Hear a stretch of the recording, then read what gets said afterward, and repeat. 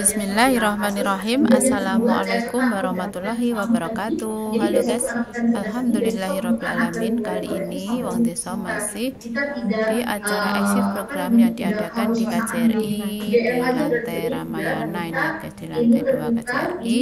Dan ini masih dalam sesi tanya jawab dari narasumber mantan TKW Hongkong yang sekarang sudah sukses di negara Indonesia tercinta. Silakan, dan pertanyaan ini Bu. Siapa dulu Bu? Saya dulu ya? Iya. Oke, selamat sore teman-teman, Bapak Ibu dan Mbak Heni. Mbak Heni, saya mau tanya untuk, tadi kan Mbak Heni bilang ada program beasiswa ya, itu untuk SD, SMP, SMA, atau untuk ke fakultas, dan kerjasamanya dengan fakultas mana aja atau sekolah mana aja, dan persyaratannya apa saja? Terima kasih. Baik, silakan Mbak, pertanyaan kedua.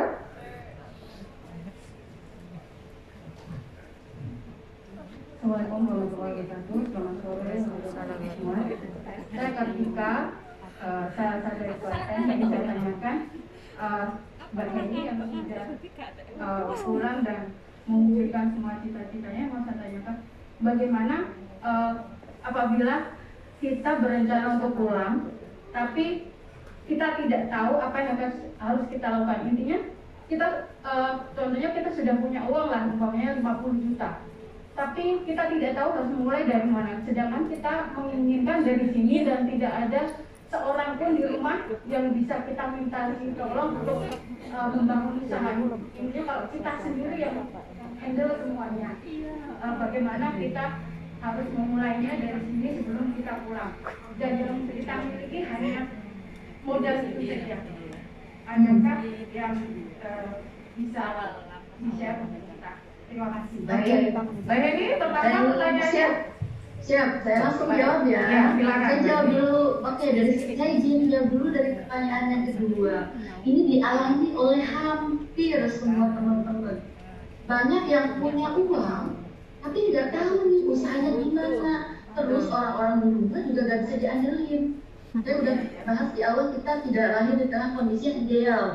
Kita kirim uang ke rumah, orang yang di rumah harusnya dijadiin modal ini itu malah habis gitu. Ketika pulang, sedih banget kan ada video yang viral, pengen dibangunin rumah, pas pulang ternyata rumahnya gak sesuai dengan harapan, dikirimin ratusan juta, ternyata rumahnya kayak apa gitu, akhirnya sampai dihancurin kayak gitu. Sehancur itu sebenarnya hati kita. Saya pernah di posisi lembaga semua, dan ini jauh lebih berbahaya ketika kita punya uang, tapi kita nggak tahu nih, ini uang dengan uang ini harus ngapain dan sebagainya. Pertama, harus cari mentor gitu ya, harus cari guru nih, ke siapa nih kira-kira yang bisa kita percaya. Jangan sampai kita salah percaya orang, karena kalau salah percaya orang, saya punya teman yang sampai dalam tanda petik ya teman-teman, yang sampai jadi gembel. Ini teman-teman dari Indramayu, dia kerja di Hongkong itu sampai 12 tahun. Dia punya uang ketika pulang ke Indonesia dan ternyata ditipu. Uang waktu itu tabungannya sampai 200 juta itu habis hilang dalam sebulan. Bayangkan teman-teman, dijanjikannya mau dikasih usaha ini itu, investasi ini itu dan sebagainya. Nah, gimana caranya? Yang pertama itu tadi teman-teman. Pertama, jangan kasih tahu siapapun kalau kita punya uang.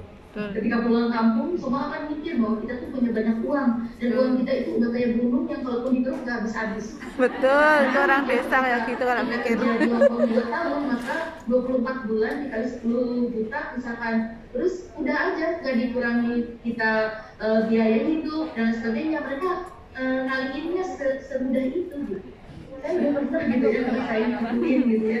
Dan yang pertama itu, jadi semenjak di Hongkong gitu ya, kalau misalnya sekarang teman-teman masih punya waktu, cari nih gitu ya, apakah teman yang mantan TKI mungkin, atau tapi hati-hati banget ya, ini harus hati-hati banget karena ini bicara tentang uang dan masa depan. Jadi cari nih kira-kira siapa nih yang bisa kita jadikan role model, yang kita bisa jadikan partner untuk usaha. Ataukah misalkan saya lihat nih, kalaupun nggak harus dari teman-teman PKI, teman-teman bisa kok misalkan ketika pulang kampung nanti jangan langsung drag gitu, jangan langsung set, kita punya banyak waktu kok gitu ya. Makanya tadi harus punya dana darurat dulu. Jadi ketika pulang ke Indonesia nggak harus buru-buru di tahun pertama harus langsung usaha langsung untung, karena usaha pun nanti ada namanya break even point, ada yang namanya waktu untuk kita sampai bisa untung dari usaha itu kayak gitu ya. Nah, sementara misalkan untung itu butuh waktu 6 bulan. Nah, waktu 6 bulan ini kita harus bisa bertahan gitu. Makanya ketika pulang dari pulang dari Hong Kong gitu ya, enggak baik ke orang untuk berbagi itu boleh, tapi jangan sampai kita kayak karena orang mikir kita tuh kaya banyak uang, kita bagi-bagi aja uangnya, kita boleh begitu ya. Itu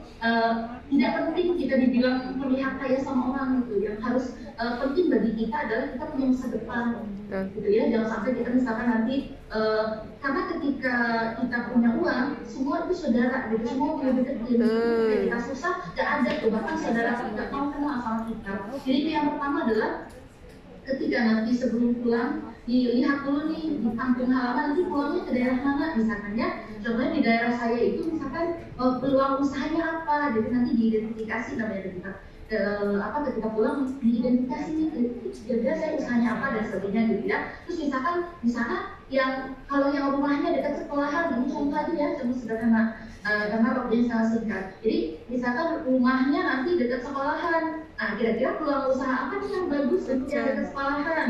Posisinya misalkan bikin kopi, bikin warung jajanan, bikin toko alat tulis misalkan, terus ada jajanan friksikan, es krim dan sebagainya. Nah itu ya, tadi ini penting banget. Jadi posisinya di mana, jualannya apa, itu jadi kayak ketika kita jualan tuh jangan sampai kita udah ngabisin modal kita untuk modal usaha, tapi nanti jualannya malah udah laku gitu, sampai barang-barangnya nanti modal-modal kayak beli segala macam itu akhirnya harus dijualin lagi dari kelompok gitu ya. Jadi itu harus diidentifikasi dulu sebenarnya nanti di kampung halamannya ini apa nih peluangnya. Terus itu yang pertama. Yang kedua ya tadi saya berusaha untuk menemukan orang yang tepat untuk bisa bimbing kita untuk jadi contoh. Baik, contohnya punya modal Bu, tapi cuma duit doang. Yuk, gimana caranya Bu? Silakan Bu. Baik, jadi benar ya seperti tadi kata Mbak Heni, yang harus kita lakukan itu adalah kita harus survei pasar istilahnya. Jadi kita harus tahu apa yang dibutuhkan di tempat kita akan berbisnis. Misalnya di kampung kita, tadi kan Mbak ini memberikan contoh sekolah gitu ya, apa jual es mambo, jual kerupuk gitu loh.